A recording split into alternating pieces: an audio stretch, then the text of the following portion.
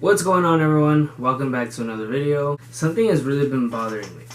People keep saying, and I'm going to try to relate this to kind of any aspect of fitness, but powerlifters always try to say, like not young ones, the light ones, not all light ones.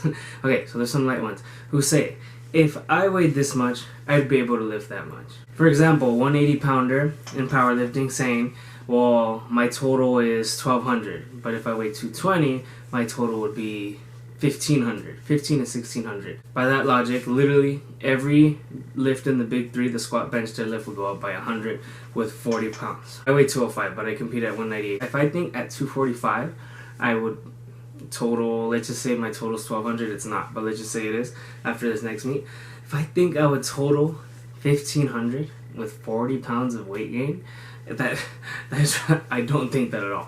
I would think I was ridiculous if I thought that, and people who think I'd be ridiculous, like think that guy's an idiot, I would agree, because if I gained 40 pounds and I weighed 245 and I competed at 242, I'd have to lose a little bit of weight, but it's the same thing, because 188 to 242, that's still 44 pounds? Yeah.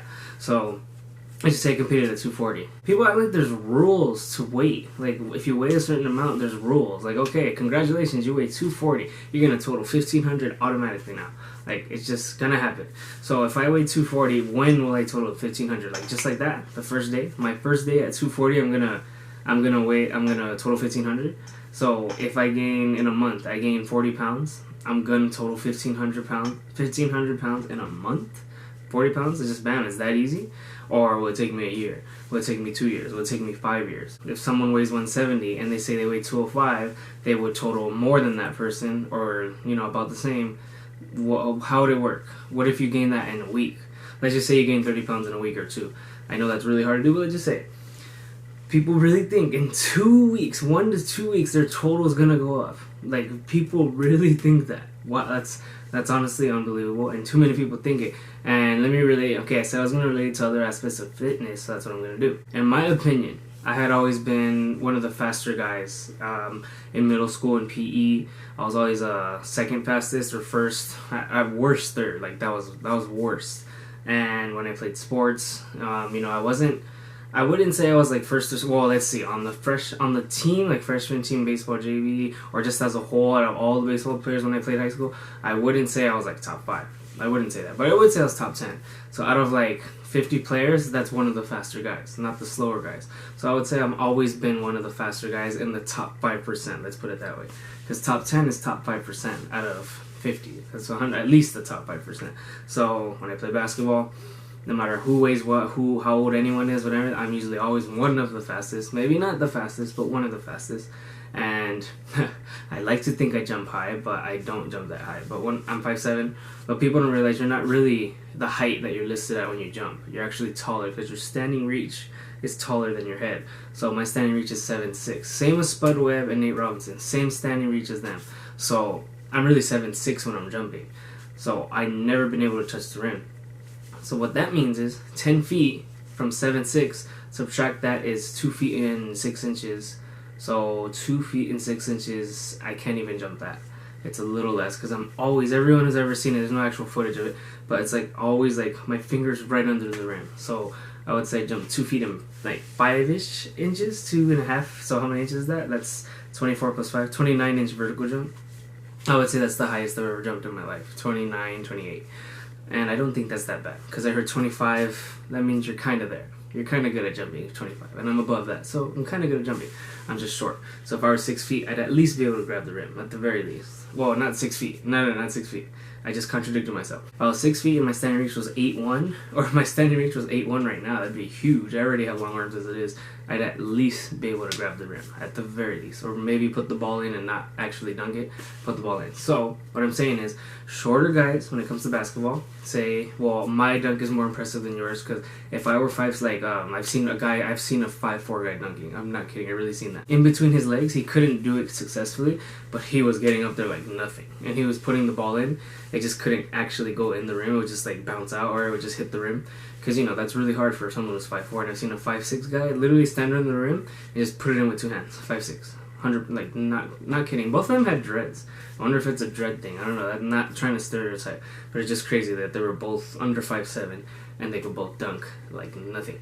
So the 5'4" guy was very impressive. 5'6" guy was very impressive. So anyone can easily think. You don't even have to know about fitness. It gives you to think the shorter guy's more impressive because he has a higher way to go than someone who's 6'4", 6'3".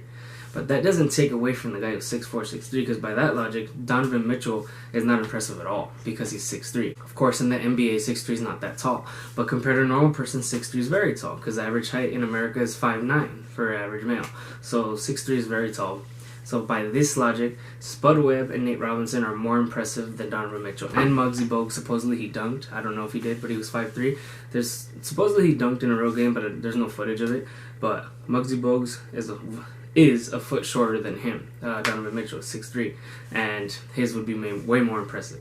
So by this logic, Zion is not impressive at all. Shaq was never impressive. Dwight Howard, anyone who's tall is not impressive at dunking as compared to someone who's under 6 feet, under 5'10", and under 5'7". With that logic, anyone who weighs over 220 or over 200 pounds is not that strong because they weigh more. And the guys that weigh 240, if they were 300, their total would just bounce up 500 pounds instantaneously. Because according to everyone, if they weighed more, they'd be stronger.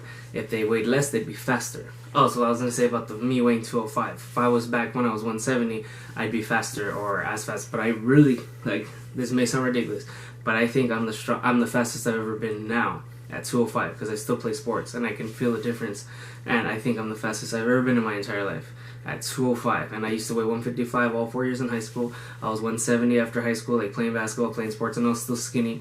And then I was 185, and I was always fast, but at 205, I'm convinced I'm the fastest because I'm stronger now. So there's still muscle that was gained, and fat, obviously. I'm not all muscle. But when you're stronger, like you do squats and explosive movements like deadlift and squats like I do, and jump squats and plyometrics like weighted jump squats and all that, but with not too heavy weight, you're able to put more pressure into the ground. That's what running is about. Mass equals force times acceleration, whatever the formula is. I might have said it wrong, but when you go into the ground and you're able to press as hard as you can, like put as much energy and burst of energy, that's what it's about. That's what power and explosiveness is about. So just because someone's lighter, it doesn't mean they're going to be faster. Because there's fat guys who are fast. Like, just go and check on YouTube. Like, there's fat guys that are fast. So with this logic, fat guys should never be fast. Skinny guys should never be strong, even though 74 kg is one of the most impressive weight classes I've ever seen in my entire life. In powerlifting, they're really strong, and there's no excuse for those guys because they're stronger than me. And they're not saying if I weighed 198 I'd be stronger. I mean, they probably think that, but honestly it's not that much of a difference, and I know from experience because I've been lifting for 12 years, and from 155 to 205, 50 pounds difference. Since like that difference, I honestly didn't feel that much of a difference in strength. Yes, I wasn't that into powerlifting. I didn't like going heavy, but when I did start going heavy and I weighed 170, I was repping, 345 for a 3x3 on deadlift, which isn't that strong, I know. And 275 was easy for me at 170. While squat, I was doing 5x5s. It was very easy. I didn't like to go heavier. I didn't like to add more weight. Bench, 185 was hard, but honestly, 50 pounds did nothing. What did something was the program and the diet and being consistent at progressive overload. Adding more weight, adding more reps, adding more volume, or all three. It should be all three in my personal opinion. I want to leave it at overweight guys, fat guys, obese guys, according to BMI charts, a lot of people are obese, can dunk. Not because they're fat, they're not. Mark Henry was able to dunk with no running start. So that shows that people can dunk. Big Al was able to dunk, and he was really overweight. That's why he died. He died of a heart attack. He weighed nearly 700 pounds. But that's not how much he weighed when he dunked. But it's still proving my point. Short guys can dunk. Short guys under 6 feet. Just because you're under 6 feet doesn't mean you can't dunk. And it doesn't make it more impressive that a short guy can dunk compared to someone that's over 6 feet. They're both still impressive. Like, you can't take it away from the one who has less of an advantage. Like the heavier powerlifter, the taller basketball player, volleyball player, any kind of jumping sport, or the runner that weighs more. Because just because someone weighs more doesn't mean they're going to be slower than the one who weighs 30 pounds less. Like me versus someone who's 170 in a race doesn't mean I'm going to lose. And I never say if I weighed 170 I'd be faster. I never say that. That's just something, it's so ridiculous to say that. Or if I was taller, I would be amazing at dunking. Because I think if I was 6'3", I do not think I'd be able to dunk like Donovan Mitchell. I don't think that. Or Russell Westbrook. I don't think I'd be an amazing dunker. Because Steph Curry is the same height as Westbrook. And those two are nowhere near same explosiveness on anything, not even dunking, just anything, running, dunking. So that just shows nothing is ever as simple as we think it is.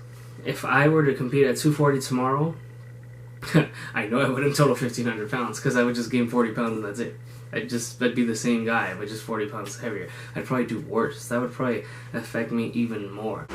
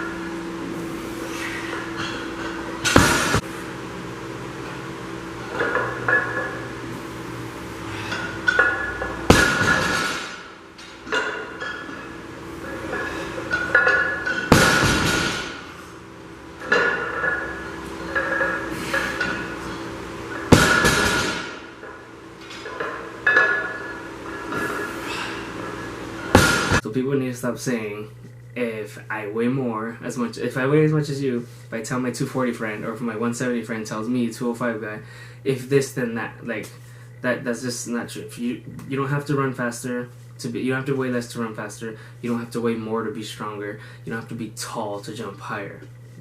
People need to stop that. That's my rant for today. Thanks for watching the video. Don't forget to like, comment, share, subscribe, and stay tuned.